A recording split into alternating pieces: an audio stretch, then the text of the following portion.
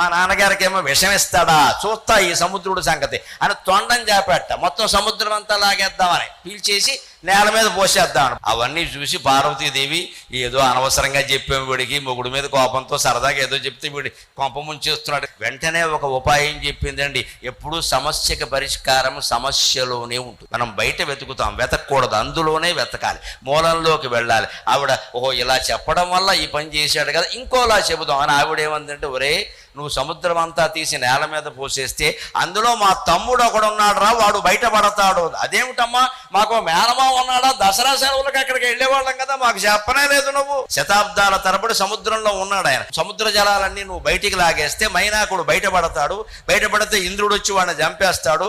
నాకు తమ్ముడు లేకుండా చేస్తావా, నీకు మేనమామం లేకుండా చేస్తావా అంట. తల్లిని తండ్రిని బాధ పెట్టే పని నేను ఎప్పుడూ చెయ్యను అని ఆ తొండాన్ని ఉపసంహరించుకున్నట్ట మన విఘ్నేశ్వరుడు.